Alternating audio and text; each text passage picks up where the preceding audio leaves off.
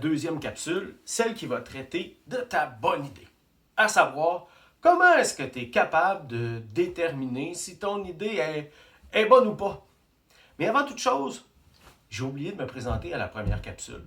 Alors je me présente, je suis Paul-François Asselin, communément appelé l'entrepreneur M. Asselin.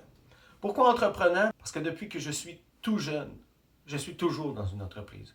Je suis toujours en train d'entreprendre quelque chose. Je suis toujours dans un projet impliqué. Parce que moi, depuis que je suis tout petit, je ne peux pas être juste un spectateur de la parade. Il faut que je sois dedans, il faut que j'y participe. J'ai besoin de donner mes idées puis de prendre ma place. Alors, c'est ce que j'ai fait toute ma vie. Et aujourd'hui, je suis agent de développement d'entreprise jeunesse. Donc, je vais t'aider à développer ton projet d'entreprise. Que ça soit une grosse entreprise ou simplement un petit projet personnel. Ça va? Voilà. Alors, comment on fait pour savoir que ton idée est bonne? Tu dois te poser 2 questions. La première, elle est simple. Est-ce que mon idée me passionne? Hein? Est-ce que c'est une passion? Est-ce que c'est la meilleure idée du monde? Est-ce que j'en parle tout le temps? Est-ce que c'est une idée qui m'empêche de dormir la nuit, qui me fait que je pense toujours à ça, je ne vis que pour ça, que j'en parle à tout le monde, que tout le monde est tanné à la limite de l'entendre? Si oui, là, déjà, la première étape est bonne. C'est-à-dire que tu as une idée qui te passionne, qui vient te chercher dans ton cœur. Puis ça, c'est super important. Parce que pas de passion, des fois, ça veut dire découragement parce que finalement, j'aime pas ça. Deuxièmement, mais ton idée, est-ce qu'elle répond à un besoin? Ça aussi, c'est super important. Parce que si elle ne répond pas à un besoin, ben ça se peut que ça soit juste ta bonne idée à toi puis la bonne idée de personne d'autre. Bon, si c'est un projet personnel, c'est pas trop grave. Mais si c'est un produit que tu veux vendre à quelqu'un, ça va être difficile. Alors, c'est quoi la différence entre un besoin et un désir?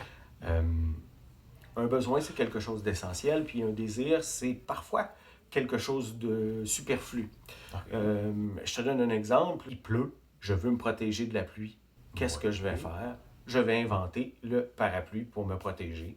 Je réponds à un besoin. Ouais. Est-ce que mon parapluie a besoin d'avoir des fleurs? Pas nécessairement.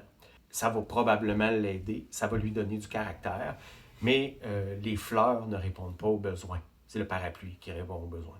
Vous comprenez un peu la différence? Et ça, c'est très important. Donc, si je récapitule, un besoin, c'est quelque chose qui te manque, c'est quelque chose que tu dois réparer pour que ça fonctionne comme du monde, que tu dois améliorer pour que ça marche mieux, que tu dois inventer parce qu'il manque ça dans notre société. Ça, c'est un besoin. Alors qu'un désir, ben, c'est un souhait, tu sais, puis, ben, c'est pas nécessairement un manque. C'est peut-être ce qui va colorer le besoin. Hein? Pense au parapluie fleuri. Voilà. Alors, si on récapitule, tu veux savoir si ton idée est bonne? Tu as 2 questions à te poser.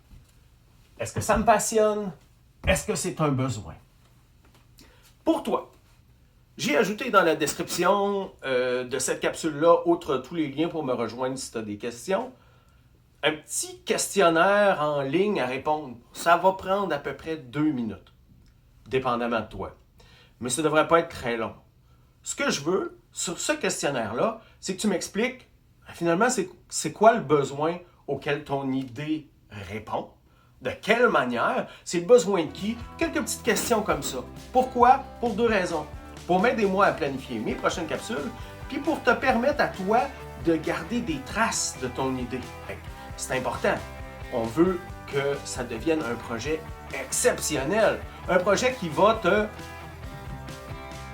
Alors voilà, c'est tout pour aujourd'hui. Si tu as aimé ma capsule, n'oublie pas de liker et de partager à tes amis.